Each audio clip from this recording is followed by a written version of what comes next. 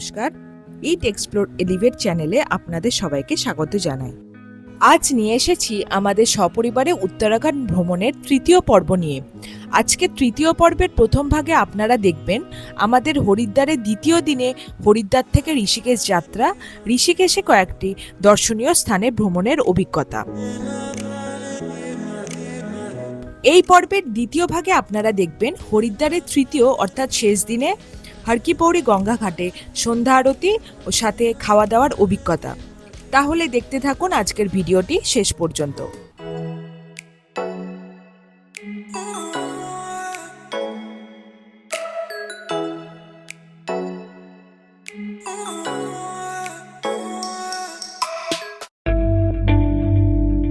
গত 16ই অক্টোবর 2024 আমরা সকাল সকাল ব্রেকফাস্ট সেরে নিয়ে রওনা দিয়েছিলাম হরিদ্বার থেকে ঋষিকেশের উদ্দেশ্যে। হরিদ্বার থেকে ঋষিকেশের দূরত্ব 26 কিলোমিটার মতো। আমরা ঋষিকেশ ভ্রমণের জন্য হরিদ্বার থেকে একটি অটো বুক করে নিয়েছিলাম, যার ভাড়া পড়েছিল আপ ডাউন 1200 টাকা।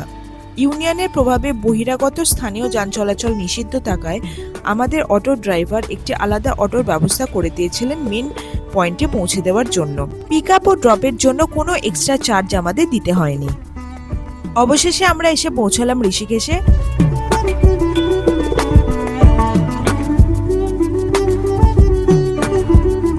ঋষিকেশ ভারতের উত্তরাখণ্ড রাজ্যের দেরাদুনের কাছে একটি শহর। ঋষিকেশের উত্তর অংশ দেরাদুন জেলায় ও দক্ষিণ অংশ তেহরি গাড়োয়াল জেলায়। এটি গঙ্গা নদীর ডান তীরে অবস্থিত এবং হিন্দুদের জন্য একটি তীর্থস্থান, যেখানে প্রাচীন ঋষি এবং সাধুরা উচ্চতর জ্ঞানের সন্ধানে ধ্যান করেছিলেন। ঋষিকেশের লোকাল মার্কেট ঘুরে দেখতে দেখতে আমরা রওনা দিলাম রামঝুলার উদ্দেশ্যে। আমরা এসে পৌঁছালাম রামঝুলায়। রামঝুলা থেকে ঋষিকেশের চারিদিকের অপরূপ সৌন্দর্য উপভোগ করতে করতে এগিয়ে চললাম পরমার্থ নিকেতন আশ্রমের উদ্দেশ্যে। রামঝুলা সেতুটির দৈর্ঘ্য প্রায় 230 মিটার মতো।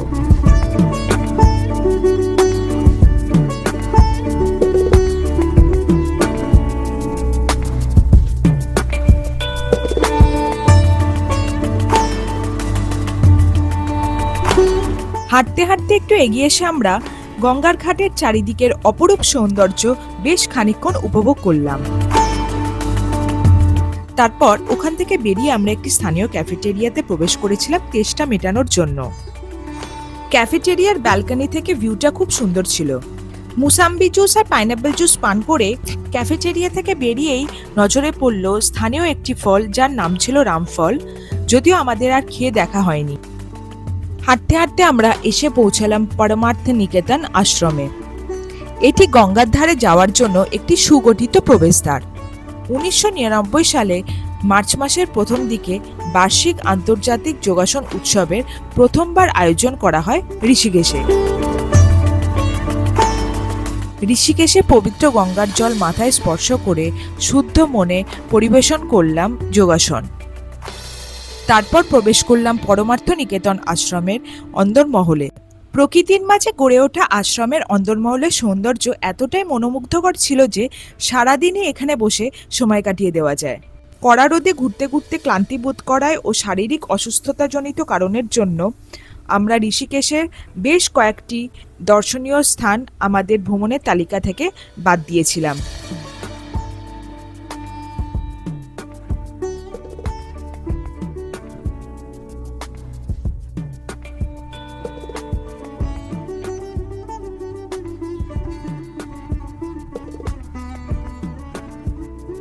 আশ্রম থেকে বেরিয়ে আমরা এগোতে থাকলাম নবনির্মিত জানকী ঝুলা অর্থাৎ জানকী সেতুর দিকে। প্রবেশ করলাম জানকী ঝুলা অর্থাৎ জানকী সেতুতে। আরেকটি সেতু হলো লক্ষ্মণ ঝুলা, যেটি রেনোভেশনের কাজ চলার জন্য বন্ধ ছিল। জানকী সেতুর দৈর্ঘ্য 346 মিটার। এই সেতুটিতে 3টি পথ নির্মাণ করা হয়েছে। মাঝখানের পথটি টু হুইলার্স অর্থাৎ সাইকেল ও বাইক চলাচলের জন্য এবং পথচারীদের দুপাশে চলাচলের জন্য। প্রয়োজনে নিয়ম পরিবর্তন হয়। জানকী সেতুর পথ ধরে কৈলাসদ্বার প্রবেশের রাস্তা, যেখান থেকে বিটেলস আশ্রম ও পরমার্থ নিকেতন যাওয়া যায়। জানকী সেতু পার করে আমরা বেরিয়ে পড়লাম আমাদের ঋষিকেশে পরবর্তী অর্থাৎ শেষ দর্শনীয় স্থান ত্রিবেণী সঙ্গমের উদ্দেশ্যে। ফেরার পথে চোখে পড়লো আরেকটি আশ্রম, মধুবন আশ্রম। যদিও আমরা ভিতরে প্রবেশ করিনি। মধুবন আশ্রমটি বাইরে থেকে বেশ দেখতে সুন্দর ছিল, অনেকটা বিড়লা টেম্পলের ন্যায়। দেবভূমি ঋষিকেশের হৃদয়ে রয়েছে এক অত্যন্ত পবিত্র, সবচেয়ে আধ্যাত্মিক এবং শান্তিপূর্ণ স্থানগুলির মধ্যে একটি স্থান, ত্রিবেণী সঙ্গম বা ত্রিবেণী ঘাট। বিশ্বাস করা হয় এখানেই মিলিত হয়েছে মা গঙ্গা, যমুনা এবং অদৃশ্য সরস্বতী নদী। প্রতিদিন হাজার হাজার ভক্ত পুণ্য স্নান করতে এবং সন্ধ্যার গঙ্গা আরতি দেখতে এখানে আসেন। এই পবিত্র স্থানে স্নান করলে পাপ মোচনও হয় বলে বিশ্বাস করা হয়। ত্রিবেণী সঙ্গমে খানিকক্ষণ সময় কাটিয়ে আমরা হরিদ্বারের পথে রওনা দিলাম। যাই হোক, ত্রিবেণী সঙ্গমে বিকেল অবধি থেকে একেবারে সন্ধ্যা আরতি দেখে হরিদ্বার ফেরার কথা ছিল আমাদের, কিন্তু অক্টোবর মাসেও প্রখর রোদের তাপে ঘুরতে ঘুরতে এতটাই ক্লান্তি অনুভূত হচ্ছিল সবার যে আর বেশিক্ষণ থাকার মতন এনার্জি আমাদের কারোরই বিশেষ ছিল না। তাছাড়া দুপুরের লাঞ্চের সময়টাও পেরিয়ে যাওয়ায় এবং ওই মুহূর্তে ভারী খাবার খেতে বিশেষ ইচ্ছা না হওয়ায় আমরা একেবারে হরিদ্বার ফিরে গিয়ে খাওয়া দাওয়ার পর্ব সারার সিদ্ধান্ত নিলাম। ঋষিকেশ ভ্রমণের অভিজ্ঞতা সব মিলিয়ে বেশ ভালো হলেও কিছু কিছু দর্শনীয় স্থান দেখা সম্ভব না হওয়ার কারণে আক্ষেপ থেকেই গেল। তবে আগামী দিনে আবার সুযোগ হলে ঋষিকেশ অবশ্যই আসব এবং ওখানে থেকে বাকি দর্শনীয় স্থানগুলি ভালোভাবে ঘুরে দেখে এখানকার অদেখা সৌন্দর্য উপভোগ করে আপনাদের কাছে আরও সুন্দরভাবে যাতে উপস্থাপন করতে পারি সেই চেষ্টাই করব। প্রায় 5:30 নাগাদ ফিরে এলাম হোটেলে। সামনে ফ্রুট কার্ট দেখতে পেয়ে আবার একটু রিহাইড্রেট করে নিলাম নিজেদের মুসাম্বি জুস দিয়ে।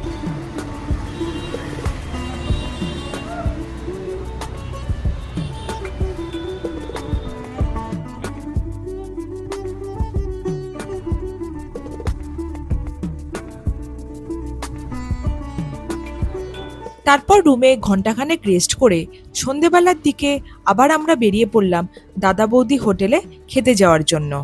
যেহেতু ঋষিকেশে দুপুরে লাঞ্চ আমাদের করা হয়নি, তাই একটু আর্লি ডিনার করতে চলে এলাম। আমরা নিয়েছিলাম অ্যালাকার্টে মেনু, ছিল সাদা ভাত, ডাল, আলু পোস্ত আর মিক্স ভেজ। খিদের পেটে ডাল আলু পোস্ত খাওয়ার যে কি তৃপ্তি তা একজন বাঙালি হিসাবে ভাষায় কখনোই প্রকাশ করা যাবে না।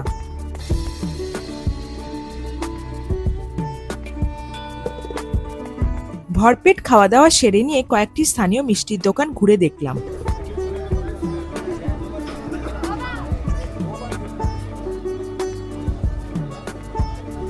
প্যারা, রাবড়ি, মালপোয়া, রসগোল্লা, গোলাপজামুন, অমৃতি, লাড্ডু, চন্দ্রকলা ইত্যাদি।